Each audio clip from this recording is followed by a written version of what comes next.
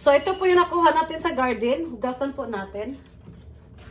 Kasi mag-paksiw tayo. Paksiw.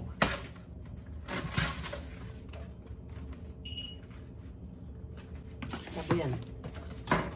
Hugasan to.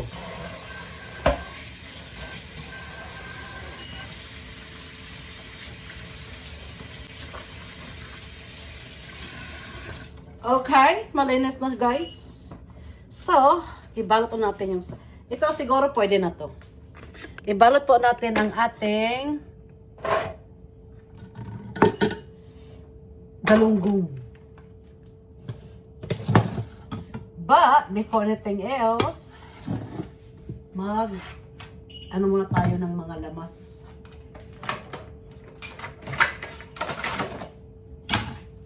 Ginger, of course. Kadaming ginger.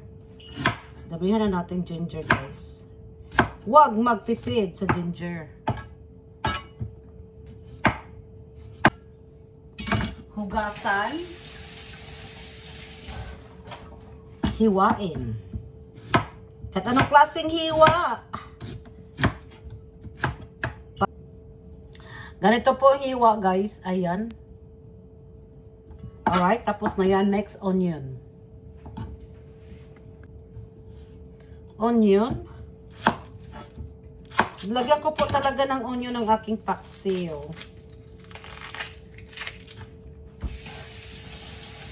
Hugas, of course. Hiwain. Ganito po yung hiwa. Bahala na kayo kung anong klaseng hiwa gusto nyo. And then, garlic. Garlic. Kapag ako magpaksiw, guys, hindi ko siya binalatan. Hugasan ko lang siya. Tapos, dugdugin. Dugdugin. Hindi ko siya balatan. O, kapag paksiw lang. Hugas lang to, hugas.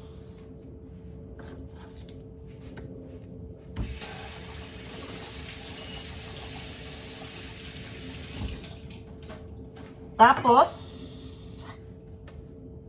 squeeze. Ay, nahulog. Ganon.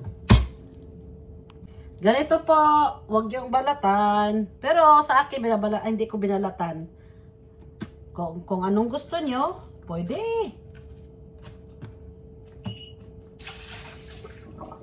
Yung kinuha natin na sili, saka yung okra, sa ating garden, ilagay po natin yan. For the meantime, mag-ano na po tayo. So, ilagay ko na po kalahati dito sa kaldero. O, diba? Ilagay ko po dito yung kalahati. Yan. Kalahati po. Yan.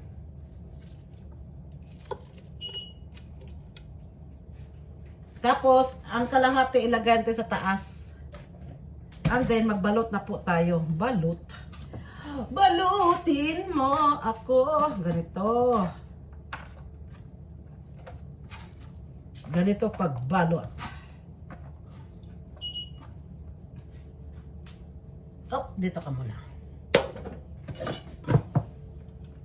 Ito pa yung ano natin, galunggong. Ayan po. Dito ka para makita. Ayan. So, ito po yung galunggong. Malaki pero okay lang. So, hugas na po ito. I-ano lang natin guys. Parang ganito lang kaano.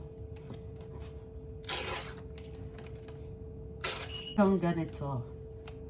Ilagay ang galunggong. Sa gitna. Hindi nyo nakita. Kaya ilagay ang maliliit. Iisa na lang.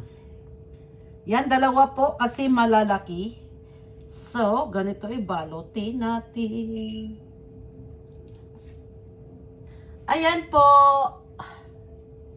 Ilagay po natin yan dyan.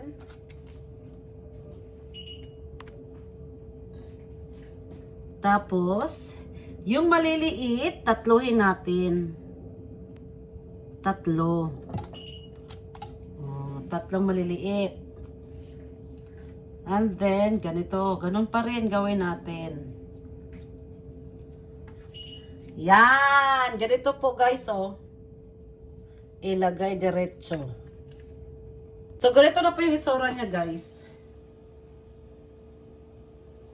Ilagay na po natin yung ginger uli sa taas.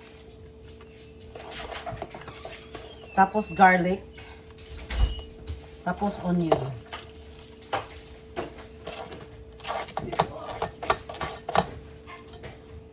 And then, lagyan po natin ng asin.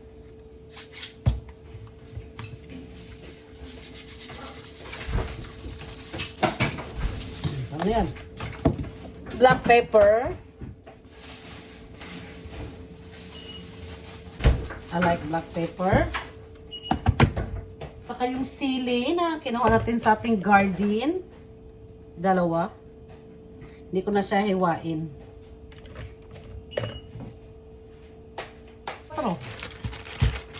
And then, may ano tayo, banana paper. Galing sa garden natin. At saka may okra pa pala tayo, guys.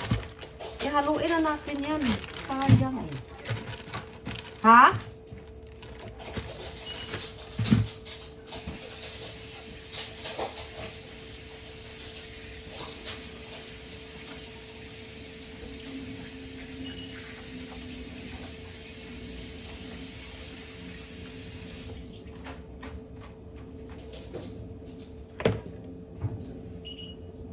Ito, hiwain natin, guys. Hiwain natin itong banana paper.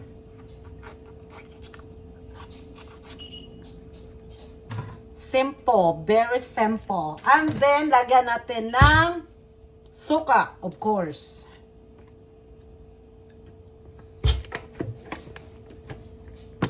Of course, suka. Diba? Hindi magkanong paksiw kapag walang suka. Lagyan natin konting tubig. Konti lang, guys.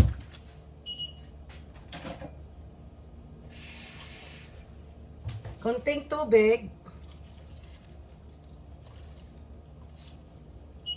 Tapos, isalang na natin. Isalang natin yung paksiw. O, diba? Ganun lang kabilis.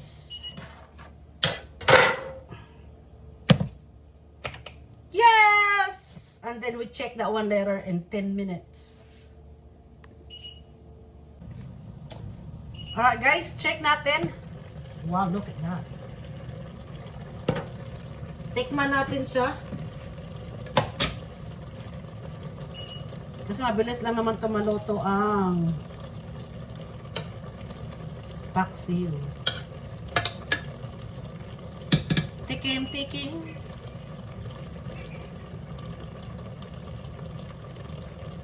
Tama. Tama ang timpla. So, ilagay na po natin ang okra. Galing sa garden natin yan, guys. Fresh na fresh. Walang chemical kasi hindi po ako naglalagay ng mga pagkain ng mga gulay. Kung tutubo, tutubo. Kung hindi, hindi. Yan po ako. Wala po yung chemicals. Takpan ulit. Hinaan natin. Balikan natin yan, guys, within 7 minutes. Ayan na, guys, yung paksiw natin. Luto na po. Ayan na, napaganda tingnan. Green na green siya tingnan. Paksiw na galonggong siya, guys. Kain na tayo, guys. Ito po yung niloto ko kagabi na paksiw. Na nilagyan ko ng dahon ng saging. Kain na tayo. O, diba? Magkamay tayo, syempre. Syempre naman. Syempre naman, magkamay.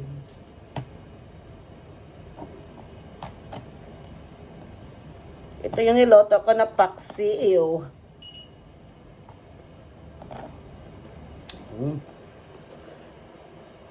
Sarap.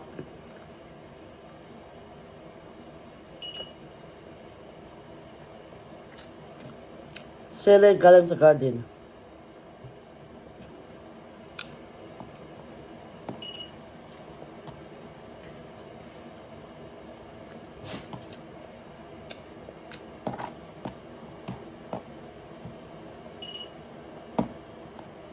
Sarap, guys.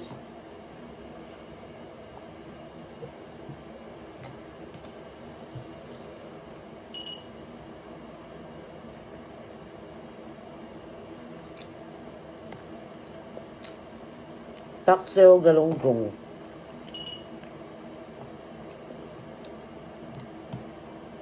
Loya.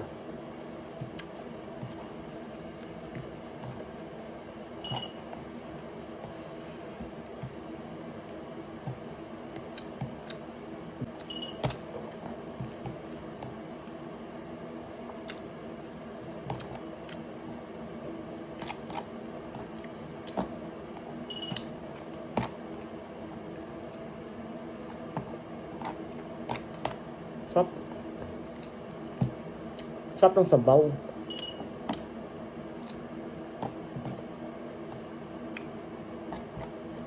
Oh, look.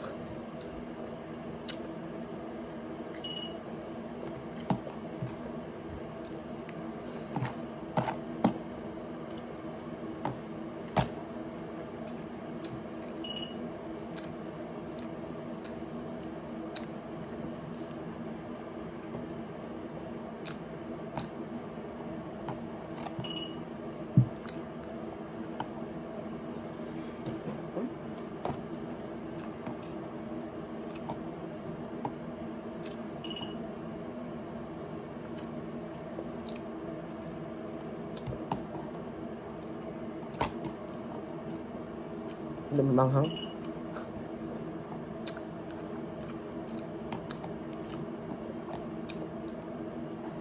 Paano lang pala yan pang dekorasyon.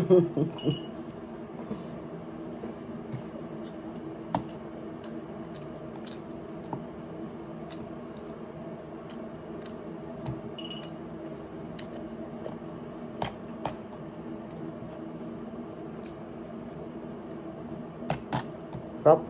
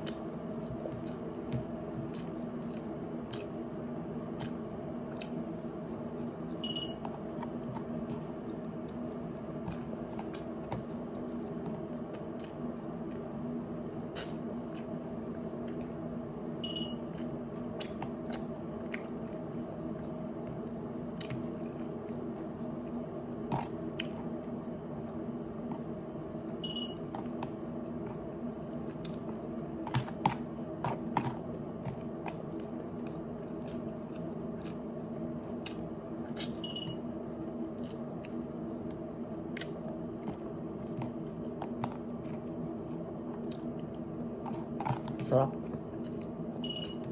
Thank you, Lord.